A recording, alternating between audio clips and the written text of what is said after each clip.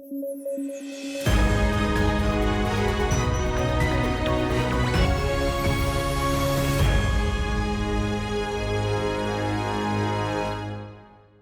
News at 9 programme में आपका स्वागत है। मैं हूं अमृत उपाध्याय। आइए जल्दी से देखें आज की हेडलाइंस। भारत आए इंडोनेशिया के राष्ट्रपति प्रबोवो सुबियांतो होंगे गणतंत्र दिवस 2025 के मुख्य अतिथि।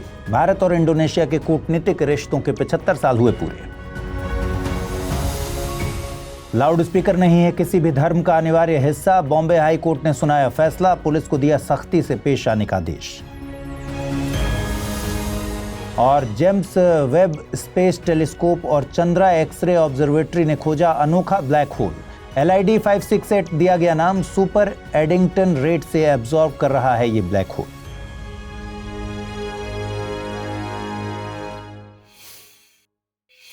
आइए शुरू करें। इंडोनेशिया के राष्ट्रपति प्रबोवो सुबियांतो भारत की यात्रा पर आए हैं। दरअसल वे 26 जनवरी को भारत के गणतंत्र दिवस समारोह में मुख्य अतिथि के तौर पर शामिल हैं। प्रबोवो सुबियांतो अक्टूबर 2024 में ही इंडोनेशिया के राष्ट्रपति बने हैं। राष्ट्रपति के तौर पर यह उनकी पहली आधिकारिक यात्रा है। इस दौरान गणतंत्र दिवस की परेड में इंडोनेशिया की तरफ से 352 सदस्यों का एक दल भी मार्च करेगा। वहीं ये चौथा मौका है जब इंडोनेशिया के राष्ट्रपति भारत के गणतंत्र दिवस में मुख्य अतिथि के तौर पर शामिल होंगे। इंडोनेशिया और भारत के गणतंत्र दिवस का एक गहरा कनेक्शन है।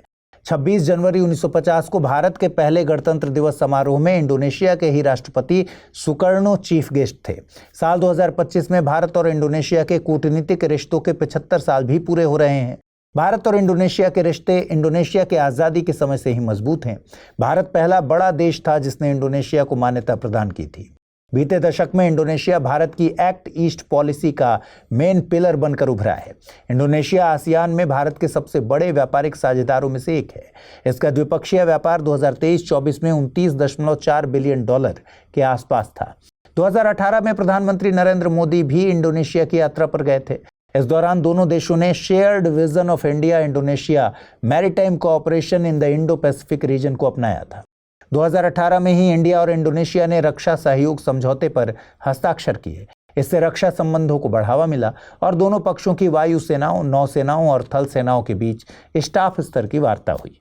आपको बता दें कि संविधान सभा द्वारा भारतीय संविधान को 26 नवंबर 1949 को अपनाया गया था। वहीं से लागू 26 जनवरी 1950 को किया गया। इसलिए इस दिन को गणतंत्र दिवस के तौर पर मनाया जाता है। दिसंबर 1929 में कांग्रेस के लाहौर अधिवेशन में पूर्ण स्वराज का संकल्प पारित किया गया था। इस प्रस्ताव को आधिकारिक तौर पर 26 जनवरी 1930 को लागू किया गया था। इसीलिए 26 जनवरी का दिन स्वतंत्रता के बाद भी अहम बना रहा और इस दिन को संविधान लागू करने के लिए चुना गया। साल 2025 में गणतंत्र दिवस की थीम स्वर्णिम भारत, विरासत और विकास, golden India, heritage and development रखी गई है। भारत के लिए गणतंत्र दिवस कई मायनों में अहम है। यह संवैधानिक मूल्यों के प्रति प्रतिबद्धता को दिखाता है। यह न्याय, स्वतंत्रता, समानता और बंधुत्व के लोकतांत्रिक आदर्शों के प्रति भारत की प्रतिबद्धता को दर्शाता है। यह भारत की सांस्कृतिक विरासत का उत्सव भी है। समारोह के दौरान पेश किए जाने वाले सांस्कृतिक कार्यक्रम और झांकियां भारत की समृद्ध सांस्कृतिक विविधता को दिखाती हैं। बॉम्बे हाईकोर्ट ने धार्मिक स्थानों पर इस्तेमाल होने वाले लाउड स्पीकर्स को लेकर एक बड़ा फैसला दिया। कोर्ट के मुताबिक लाउड स्पीकर का उपयोग किसी भी धर्म का अनिवार्य हिस्सा नहीं है। कोर्ट ने महाराष्ट्र सरकार को एक मैकेनिज्म तैयार करने का आदेश दिया है जिसके तहत धार्मिक स्थानों या धर्म से इतर के संस्थानों में loud speaker, public address system या कोई भी साउंड एमिट करने वाले गैजेट पर एक प्रेस्क्राइब्ड लेवल के ऊपर के साउंड पर कंट्रोल लगाया जाए। कोर्ट ने मुंबई पुलिस को इन नियमों का उल्लंघन करने वालों पर कड़ा एक्शन लेने का आदेश दिया है। कोर्ट ने फैसला एक याचिका के संबंध में दिया जिसमें आरोप लगाया गया था कि पुलिस मस्जिदों जैसे धार्मिक स्थलों द्वारा प्रतिबंधित घंटों और अलाउड डेसिबल लिमिट से परे लाउड स्पीकर और एम्पलीफायर्स के उपयोग के खिलाफ कार्रवाई करने में विफल रही है। याचिका में 2016 के हाई कोर्ट जजमेंट का हवाला दिया गया था जिसमें noise pollution regulations and control rules 2000 को सख्ती से लागू करने का आदेश दिया गया था। तब कोर्ट ने कहा था कि लाउड स्पीकर का उपयोग किसी भी धर्म का अनिवार्य हिस्सा नहीं है और इसलिए उल्लंघन करने वाली संस्थाओं को संविधान के अनुच्छेद 25 यानी धार्मिक स्वतंत्रता के अधिकार के तहत सुरक्षा नहीं दी जाती है। आपको बता दें कि भारतीय संविधान में मौलिक अधिकारों के तहत अनुच्छेद 25 में अंतःकरण की और धर्म को अबाध रूप से मानने, आचरण और प्रचार करने की स्वतंत्रता का प्रावधान है। WHO के मुताबिक नॉइज यानी शोर एक ऐसा खतरा है जिसे कम आंका गया है, लेकिन ये अनेक अल्पकालिक और दीर्घकालिक स्वास्थ्य समस्याओं की वजह बन सकता है, जैसे कि नींद में खलल, कार्डियोवैस्कुलर इफेक्ट्स, वर्क और स्कूल में खराब प्रदर्शन, हियरिंग पावर में कमी इत्यादि। WHO के दिशा निर्देशों में अच्छी नींद के लिए रात के समय बेडरूम्स में 38 डेसिबल से कम शोर रखने की सिफारिश की गई है। वहीं क्लासरूम्स में अच्छी शिक्षण और सीखने की स्थिति के लिए 35 डेसिबल से कम शोर रखने की सिफारिश की गई है। यहाँ याद रखिए, साउंड यानी ध्वनि को डेसिबल में मापा जाता है। भारत में central pollution control board CPCB ने भारत में अलग अलग क्षेत्रों के लिए अलग अलग ध्वनि स्तर को निर्धारित किया है। Noise pollution regulations and control rules 2000 के मुताबिक औद्योगिक क्षेत्रों में दिन के समय 75 डेसिबल और रात में 70 डेसिबल अलाउड है। कमर्शियल क्षेत्रों में दिन में 65 dB और रात के दौरान 55 dB की सीमा डिसाइड है। वहीं रेसिडेंशियल एरियाज में ये दिन के लिए 55 dB, रात के दौरान 45 dB की सीमा निर्धारित की गई है। बनना चाहते हैं IAS मगर कंफ्यूज हैं कि कहां से शुरू करें तैयारी, तो मत होइए परेशान। स्टडी IQ IAS हिंदी अब अपने प्रीलिम्स टू इंटरव्यू प्रतिज्ञा फाउंडेशन बैच के लिए लेकर आया है रिपब्लिक डे सेल का लाभ उठाते ही आप महज 26,999 रुपए में जुड़ जाएंगे हमारे प्रतिज्ञा बैच के साथ। देखिए, P2I प्रतिज्ञा बैच में आपको 1000 घंटों से ज्यादा की live classes, 1-to-1 mentorship, SIP crash course, daily current affairs, test series और CSET की क्लासेस तो मिलती ही। साथ ही सबसे बड़ी सुविधा के तौर पर आपको मिलती है प्रीलिम्स पास करने पर पूरी फीस वापसी की गारंटी और मेंस की तैयारी के लिए दिल्ली में निःशुल्क आवासीय सुविधा। इसके अलावा हर महीने टेस्ट में टॉप करने पर आपको मिलेगा 11,000 रुपए जीतने का मौका भी। 27 जनवरी से सुबह 8 बजे हो रही है बैच की शुरुआत, तो तुरंत SIQH कोड का इस्तेमाल कीजिए और जुड़ जाइए हमारे साथ और करिए अपने सारे कंफ्यूजन्स को दूर। अगर फिर भी कुछ कंफ्यूजन्स रह जाएं तो कर दीजिए amrit@studiiq.com पर मेल।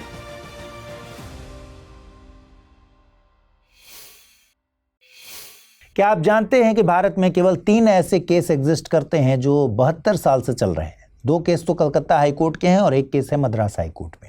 क्या आप ये भी जानते हैं कि भारतीय कोर्ट्स में कुल कितने केसेस पेंडिंग हैं?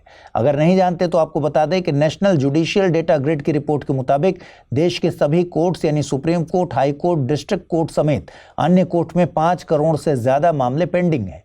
वहीं सिर्फ हाई कोर्ट की बात करें तो भारत के कुल 25 हाई कोर्ट में 58,59,000 केस पेंडिंग है। इनमें से करीब 16 लाख केस क्रिमिनल केसेस हैं। हाई कोर्ट के इन्हीं पेंडिंग क्रिमिनल केसेस को जल्द से जल्द निपटाने के लिए हाल ही में सुप्रीम कोर्ट ने एक सुझाव दिया। सुप्रीम कोर्ट ने सुझाव दिया कि क्यों ना इस huge number of criminal cases की सुनवाई के लिए एडहॉक बेसिस पर रिटायर्ड जजेस को टेम्पररी अपॉइंट कर लिया जाए। देखिए, संविधान में बाकायदा इसके लिए प्रोविजन भी है। ये प्रोविजन है आर्टिकल 224A में। आर्टिकल 224A के अनुसार हाई कोर्ट के चीफ जस्टिस किसी भी समय उसी हाई कोर्ट या दूसरे हाई कोर्ट के रिटायर्ड जज को टेम्पररली बतौर एक्टिंग जज काम करने के लिए कह सकते हैं। हालांकि ऐसा करने के लिए वो राष्ट्रपति की पूर्व सहमति और संबंधित रिटायर्ड जज की मंजूरी भी लेंगे। हालांकि ऐसा करने की एक शर्त और है, और वो शर्त है कि जजेस के अपॉइंटमेंट तभी होने चाहिए अगर हाई कोर्ट में स्वीकृत पदों की संख्या का 20% से अधिक वैकेंट हो, खाली हो, और पेंडिंग केसेस के 10% से अधिक मामले 5 सालों से अधिक पुराने हो। यह माना जाता है कि आर्टिकल 224A के तहत दिए गए प्रोविजन का यूज करने में एक प्रॉब्लम आती है। प्रॉब्लम यह आती है कि आर्टिकल 224A रेगुलर जजेस के अपॉइंटमेंट में सिफारिश करने में निष्क्रियता को बढ़ावा देता है। इसीलिए आजाद भारत के न्यायिक इतिहास में आर्टिकल 224A के तहत एडहॉक बेसिस पर अपॉइंटमेंट के केवल 3 मामले देखे गए हैं। जैसे सबसे पहले 1972 में इलेक्शन पिटीशन की सुनवाई के लिए 1 साल के लिए मध्य प्रदेश उच्च न्यायालय में न्यायमूर्ति सूरज भान की अपॉइंटमेंट, फिर 1982 में न्यायमूर्ति P वेणुगोपाल की मद्रास हाई कोर्ट में अपॉइंटमेंट, और फिर 2007 में अयोध्या भूमि विवाद की सुनवाई के लिए इलाहाबाद हाई कोर्ट में न्यायमूर्ति OP श्रीवास्तव की अपॉइंटमेंट। रक्षा अनुसंधान एवं विकास संगठन यानी DRDO ने बीते दिनों ही भारत में पहली बार 120 सेकंड के लिए स्क्रैमजेट कंबस्टर का ग्राउंड टेस्ट किया। यह हाइपरसोनिक तकनीक के विकास के लिहाज से एक बड़ी उपलब्धि है। रक्षा मंत्रालय ने इसे अगली पीढ़ी की हाइपरसोनिक मिसाइलों के विकास में एक महत्वपूर्ण मील का पत्थर बताया। इस स्क्रैमजेट कंबस्टर की बात करें तो इसमें एक इनोवेटिव फ्लेम स्टेबलाइजेशन तकनीक का यूज किया गया है। इस तकनीक की खासियत है कि यह 1.5 किलोमीटर प्रति सेकंड से ज्यादा गति की हवा में भी कंबस्टर के भीतर लगातार फ्लेम बनाए रख सकती है। इस कंबस्टर को स्क्रैमजेट इंजन के लिए ही डिजाइन किया गया है, जिसे हाइपरसोनिक मिसाइलों में इस्तेमाल किया जाता है। हाइपरसोनिक मिसाइलें उन्नत किस्म के हथियारों की एक सीरीज हैं जो 5 मैक यानी ध्वनि की गति से 5 गुना से ज्यादा स्पीड से चलती हैं। और इसके नीचे होती हैं सुपरसोनिक मिसाइलें। सुपरसोनिक मिसाइलें वो होती हैं जो 1 मैक से 5 मैक की स्पीड से टारगेट को भेज सकती हैं। सुपरसोनिक मिसाइलों के लिए रैमजेट इंजन का इस्तेमाल होता है। अब आइए समझते हैं कि स्क्रैमजेट और रैमजेट इंजन क्या है। देखिए, स्क्रैमजेट और रैमजेट दोनों इंजन हैं जिनका इस्तेमाल हाई स्पीड से उड़ने वाले मिसाइलों में किया जाता है। स्क्रैमजेट रैमजेट का ही अपडेटेड वर्जन है। सबसे बेसिक अंतर यह है कि स्क्रैमजेट हाइपरसोनिक गति में काम करता है जबकि रैमजेट सुपरसोनिक गति में। दूसरा अंतर है इसमें इस्तेमाल होने वाली हवा की स्पीड में। दोनों में कोई कंप्रेसर या टरबाइन नहीं होता। यह हवा को कंप्रेस करने या फिर कंबस्टर में जलाने के लिए विमान की आगे की गति का इस्तेमाल करता है। इन इंजनों में जब ईंधन को कंबस्टर में इंजेक्ट किया जाता है तो वहां वो गर्म संपीड़ित हवा के साथ मिलकर जलने लगता है। रैमजेट इंजन सबसे ज्यादा कुशलता से मैक 3 के आसपास सुपरसोनिक गति पर काम करता है। जब यह हाइपरसोनिक गति यानी मैक 5 से ऊपर पहुंच जाता है तो रैमजेट की एफिशिएंसी कम हो जाती है। यहीं पर स्क्रैमजेट इंजन काम आता है। यह हाइपरसोनिक गति पर भी एफिशिएंसी से काम करता है। कहा जाता है कि अमेरिका ने 2002 में ही स्क्रैमजेट इंजन का पहला सफल परीक्षण किया था। इसके बाद रूस, यूरोपीय एजेंसी, जापान और फिर चीन ने इसका परीक्षण किया। हाइपरसोनिक क्षेत्र में होड़ की सबसे बड़ी वजह यह है कि दुश्मनों की सबसे एडवांस मिसाइल डिफेंस सिस्टम से निपटने और बेहद कम समय में टारगेट्स को हिट करने की क्षमता को ये बढ़ाते हैं। आइए देखते हैं आज का टर्म ऑफ द डे। आज का टर्म ऑफ द डे है वोक कल्चर या फिर वोक संस्कृति, जिसका शाब्दिक अर्थ है जागरूक होना। वैसे इस शब्द का प्रयोग प्रगतिशील सोच वाले समाज के लिए होता है।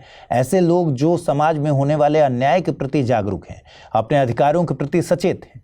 इसकी शुरुआत यूएसए में ब्लैक लोगों द्वारा अपने अधिकारों के प्रति सचेत रहने के लिए की गई थी। लेकिन इंटरनेट के इस दौर में इस शब्द के मायने बदले हैं। अब वोक होना और हिपोक्रेट होना एक ही बात हो गई है। दरअसल समस्या वोकिज्म नहीं है, प्रॉब्लम इसकी आड़ में सेलेक्टिव ओपिनियन देने वाले लोगों में है। ये वो तबका है जो सिगरेट फूंकते हुए पर्यावरण में हो रहे वायु प्रदूषण पर ज्ञान दे रहा है। प्राइवेट जेट में ट्रैवल करते हुए एक्स पर क्लीन एयर मैटर्स लिखना मजाकिया लगता है। जब वो लोग दीपावली जैसे सांस्कृतिक त्योहारों पर पटाखों का विरोध करते हैं, वहीं न्यू ईयर और अपने ही शादी जैसे इवेंट में इन्हीं पटाखों को खूब एंजॉय करते हैं, तो वोक होना मजाक बन जाता है। अपने अधिकारों के प्रति सचेत होना, समाज को लेकर जागरूक होना सही है, लेकिन सेलेक्टिव तरीके से ओपिनियन और किसी एक ही वर्ग को टारगेट करना वोक होना नहीं है।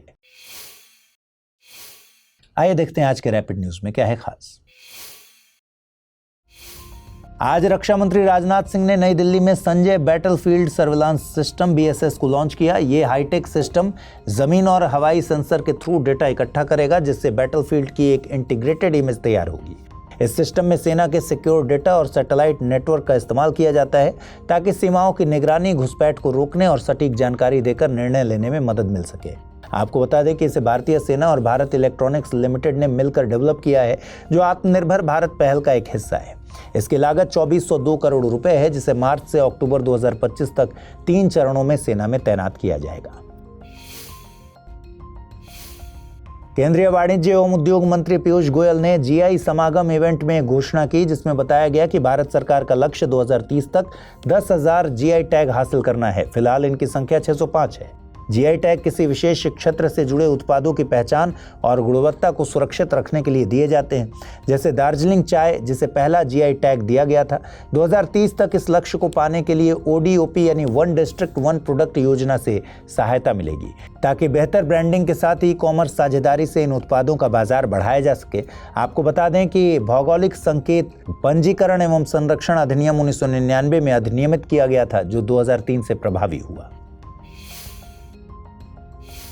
नासा के James Webb space telescope JWST और चंद्रा एक्सरे ऑब्जर्वेटरी ने LID 568 नामक एक अनोखा ब्लैक होल खोजा। ये black hole super Eddington rate से अपने आसपास के मटेरियल को 40 गुना तेजी से एब्जॉर्ब कर रहा है। यहाँ एक कॉन्सेप्ट ध्यान रखने की जरूरत है कि ब्लैक होल आसपास के मटेरियल को खींचते समय हीट और रेडिएशन पैदा करते हैं। एडिंगटन लिमिट के अकॉर्डिंग इस रेडिएशन से एक पॉइंट पर बाहरी दबाव बनता है जो ब्लैक होल के ग्रेविटेशनल फोर्स को बैलेंस करता है, लेकिन LID 568 ने इस लिमिट को 40 गुना पार कर दिया है, जिसे सुपर एडिंगटन कहा जाता है। ये खोज बताती है कि बड़े ब्लैक होल छोटी अवधि में ही तेजी से बढ़ सकते हैं, जो लंबे समय तक बड़ी मात्रा में मटेरियल एब्जॉर्ब करने के ट्रेडिशनल कॉन्सेप्ट को चुनौती देता है। भारत और विदेशों के 200 से अधिक सौर भौतिकविदों ने बेंगलुरु में सन स्पेस वेदर और सन स्टार कनेक्शन पर आयोजित सम्मेलन में हिस्सा लिया। ये सम्मेलन कोडाईकनाल सोलर ऑब्जर्वेटरी KSO की 125वीं वर्षगांठ पर भारतीय खगोल भौतिकी संस्थान IIA द्वारा आयोजित किया गया था। इसमें सोलर मैग्नेटिज्म, स्पेस वेदर, सूर्य और तारों के बीच संबंधों पर चर्चा की गई और KSO के ऐतिहासिक रिकॉर्ड्स को डिजिटाइज करने का लक्ष्य रखा गया और फ्यूचर में लद्दाख की पेंगोंग त्सो झील के पास मेराक में राष्ट्रीय बृहद सौर दूरबीन बनाने का प्रस्ताव दिया गया। भारत के राष्ट्रीय सुरक्षा परिषद सचिवालय द्वारा नई दिल्ली में बिम्स्टेक साइबर सुरक्षा विशेषज्ञ समूह की दूसरी बैठक आयोजित की गई। इस बैठक का मुख्य मकसद 5 वर्षों के लिए कार्य योजना बनाना है जो बिम्स्टेक देशों के बीच साइबर सुरक्षा को मजबूत करेगी। बिम्स्टेक में शामिल देश हैं बांग्लादेश, भारत, म्यांमार, श्रीलंका, थाईलैंड, नेपाल और भूटान। ये योजना साइबर सुरक्षा से जुड़ी जानकारी को साझा करने, साइबर अपराध को रोकने, साइबर घटनाओं पर प्रतिक्रिया और अंतर्राष्ट्रीय साइबर मानदंडों को समझने पर केंद्रित है। इसके अलावा I4C यानी Indian cyber crime coordination centre ने cyber hygiene for school children पहल की भी शुरुआत की है। आइए जल्दी से देखें आज के बुलेटिन पर आधारित सवाल। पहला सवाल है, 2025 में भारत के गणतंत्र दिवस समारोह में मुख्य अतिथि किस देश से संबंधित हैं? फ्रांस, इजिप्ट, इंडोनेशिया या फिर UK? अगला सवाल है, निम्नलिखित में से कौन सा देश बिम्स्टेक में शामिल नहीं है? पाकिस्तान, म्यांमार, बांग्लादेश या फिर श्रीलंका? आइए देखें पिछले बुलेटिन में मैंने क्या सवाल पूछे थे, उनके सही जवाब क्या है। पहला सवाल था, निम्नलिखित में से किस देश में समलैंगिक विवाह को कानूनी मान्यता प्रदान नहीं की गई है? ताइवान, नेपाल, थाईलैंड या फिर भारत? सही जवाब है इंडिया, भारत, विकल्प डी। अगला सवाल था, साल 2025 के लिए सुभाष चंद्र बोस आपदा प्रबंधन पुरस्कार किस संस्था को दिया जाएगा? NDMA, इंक्वायस, IIDM, CMFRI? सही जवाब है विकल्प बी, INCOIS। तो आज इस बुलेटिन में इतना ही। कल रात 9 बजे पूरे हफ्ते के कंपाइलेशन के साथ मुलाकात होगी। ख्याल रखिए अपना, ठीक से पढ़ाई कीजिए। अगर आप इस बुलेटिन की PDF हासिल करना चाहते हैं, अमृत उपाध्याय 007 टेलीग्राम चैनल है जिस पर इसकी PDF रोजाना मिलती है। आज पूछे गए सवालों के जवाब भी कमेंट सेक्शन में ज़रूर दीजिएगा। नमस्कार।